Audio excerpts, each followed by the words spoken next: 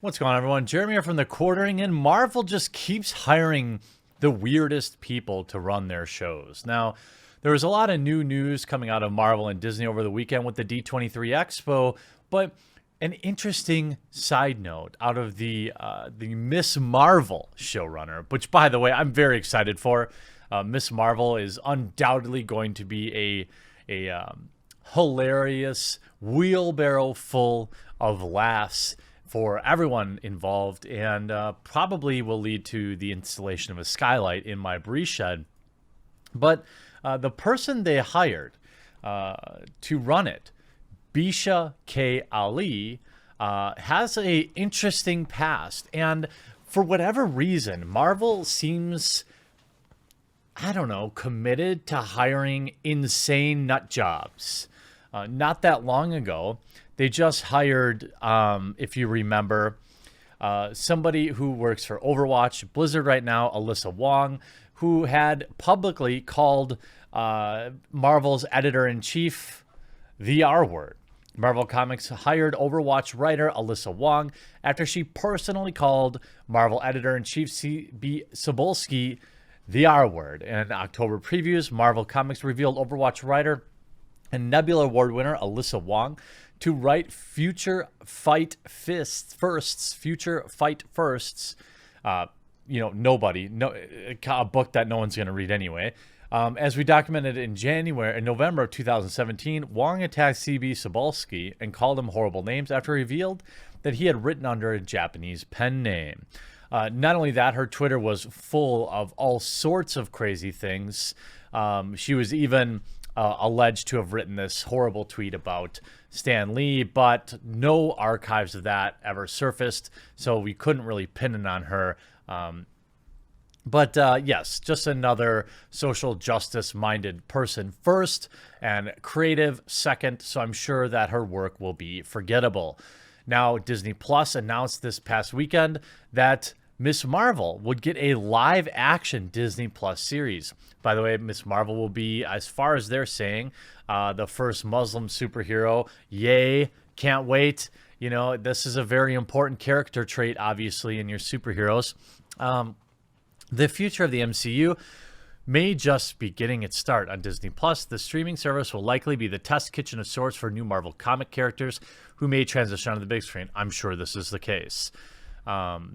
The next phase of the world-famous feature franchise. So just as Disney Plus is bringing some big-screen A-list talent to the streaming service, kick things off, blah, blah, blah, blah, blah. As The Hollywood Reporter reports, ahead of Disney's D23 presentation, Marvel Studios will develop Miss Marvel series. Now, the relatively younger superheroes mentor inspiration for Captain Marvel has become the cornerstone of the MCU. I disagree. They've also reportedly hired Bisha K. Ali from, I don't know, 4 Weddings and a Funeral as a writer and showrunner of the series. We'll keep an eye out for confirmation D23. Presumably, the series will focus on the latest iteration of Miss Marvel, that of a Pakistani-American and Muslim Kamala Khan, who takes the form of Captain Marvel's name as an homage to her idol. The hero herself has been around since 1977, but Camilla's shape-shifting inhuman version of Miss Marvel arrived back in 2013. Once upon the time, the current Captain Marvel, Carol Danvers, took the name for alter ego, so now Khan is continuing the trend. Don't confuse the power sets, though. The version of Miss Marvel can bend and stretch her body into any size and shape. I feel like there's somebody who already does that. Why can't I think of his name? Why can't I think of it? Stretch Armstrong. But there's other superhero. Why can't I say fantastic? Why can't I think of it? Anyway. So great. I'm sure it'll be a cringe-tastic event. Why not bring Squirrel Girl in there, of course? As of the moment, it's unclear just when the show will arrive and if characters and stories will incorporate in the MCU. But the animated wing of Marvel has already tackled the character, notably in the recent Marvel Rising title, where there's Captain Marvel battle alongside Squirrel Girl, Quake Patriot, and America Chavez. Ooh, that sounds very diverse. Now, the writer the interesting thing about the writer, Bisha K. Ali, has deleted something like 5,000 tweets right before the announcement of the show. On top of that, she also privated her Twitter right before the show. So it makes you wonder. First of all, she obviously thought she had something to hide. Otherwise, why do you private your Twitter? Second of all, what did you delete? Thousands of tweets you deleted, and you've protected it now to protect just what? Anything else that you may have missed? You can see it was in late July 2019. I imagine that's about when she found out that she would be working on the show, and she immediately scrubbed her Twitter. This is the exact same thing that we saw with the Overwatch writer, who had also purged thousands of tweets after getting the job from Marvel. So it seems like Marvel is willing to hire these nut jobs, but they don't want anyone else to know that they've done it. It's the ultimate form of patheticness, I think. It'd be one thing if you had a bunch of zany tweets from your youth and you deleted them and you like put up a pinned comment like, hey, there's some stuff in there I don't agree with anymore and blah, blah, blah, so I deleted it. That'd be one thing. But to quietly delete it and then private your Twitter account makes me think that you're hiding something. I want to talk. So Douglas Ernst, a writer for the Washington Times, points out that Bizzare K. Ali has deleted upward of 5,000 tweets with her Twitter account now in protected mode, which means only approved followers can follow her Twitter account.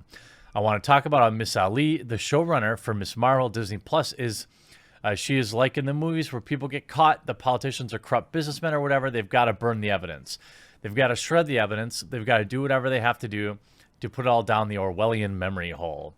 Ernst continues that, like a lot of fans following the D23 Expo announcement about Miss Marvel, that he wanted to learn more about Bizzare K. Ali, but found her social media accounts locked, including Facebook, Instagram, and Twitter. What the heck is going on here? Question Ernst. Then I go to YouTube and find out that she's a raging feminist, has all sorts of podcasts. There is one I was looking into yesterday where she's telling stories about how she was this heroic feminist standing up to the white man because they were at a comedy club and this particular comedian was telling jokes she didn't like.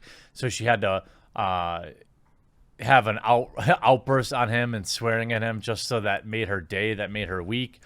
Ernst further points out that one of the tweets from Bizzare K. Ali's Twitter says, quote, I'm so tired of the 5 million podcasts hosted by all white men who snigger over how mature they are. I never even heard that word before. Snicker? But with G's? Yeah, okay. As noticed, since the tweets were protected, they can show up in Google search. It's unclear if these tweets contain Ali's words or another Twitter user, but apparently she happens to be attracting all sorts of similar-minded people. This is on Comic Book News, comicbook.news. And there's also Twitter users captured Bizzare K. Ali's controversial tweets and statements. Ernst and additional Twitter users also gathered some interesting statements. So you have things here written by her in 2016. We live in a strange and dangerous time in the UK. Leadership cares little for diversity and the most marginalized already. And across the pond, obviously in the United States, the systemic elevation of actual WPs, we'll put it that, with actual triple K credentials into positions of superpower. Okay, so she has TDS, obviously. And if we look at data compiled by Data Racer 117 on Twitter is always a good follow. On MCU Direct, writer Bizzare K. Ali will reportedly be the showrunner. Okay, great. Happy for you. Everything gets deleted. But then if you do a Google search, some weird tweets about, I don't know, hashtag like white. Well, I'm not going to go down that road, but you can read the screen. And you have if people, and you also have weird, not interested in voices. Here's the tweet of hers, not interested in voices, demanding empathy for fascists on receiving end of milkshakes. Okay, so she's another LARPer, revolutionary LARPer. I don't think she's making any real changes out there. Perhaps, I'm not going to make that joke. But you see, we're in a country that voted for a campaign that used clearly R and phobic imagery in their campaigns. So obviously she's just, I don't know. She's not, I highly doubt that somebody who talks like this could ever refer to themselves as a comedian.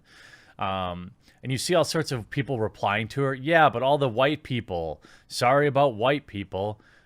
She attacked white people, and you defended her, and I'm bad for calling her out. So she's making some anti-white statements, which is of course what you might expect. But that sort of thing is all acceptable. And here you see Mindy Kaling replying to her.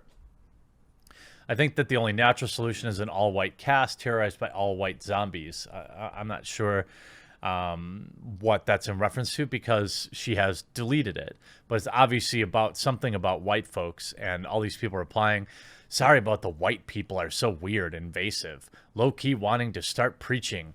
You know, like, these people are all white who are saying this, by the way, too. Like, what? I don't understand how you get through the day being one of these weirdos. You could see on Saturday, she deleted 2,200, Sunday, another 1,300, another 124 on the 29th, and then on Wednesday, another 1,700 tweets. So significant tweet removal. What is she hiding? I don't know, but I absolutely look forward to the absolute hilarity cringe fest that's going to be around Miss Marvel. And when you have this person who's this much of a loose, like a nut job running your show, Marvel is doomed. You're hiring people like Alyssa Wong and Bisha K. Ali, who are both like outspoken, crazy people, in my opinion. It's going to be interesting for the Marvel Cinematic Universe. It's going to be interesting what goes on the Disney Plus platform. I'm tempted to get it just because there's going to be a gold mine of shows like Miss Marvel or Squirrel Girl. Obviously, we saw also they announced She-Hulk, which is going to be hilarious. Live action Miss Marvel is going to be, gosh, the CG is just going to be awful, I'm sure. It's going to be a great year for laughing at failures in the Disney and Marvel Cinematic Universe, absolutely, especially if they keep hiring these people. I don't understand why they do it. Who has information on Kevin Feige? I don't know, but these people clearly don't seem like the best for the job. But that's just my opinion. I hope you enjoyed this video. We'll talk to you again real soon. Hey, if you're still hanging out, there's a subscribe button right on the screen right now. Make sure to click that, turn notifications on, and if you want to see the next video, that should also be hovering around the screen. Thanks so much for watching this and for supporting the channel. What are you waiting for? Subscribe and, turn on notifications and like the video.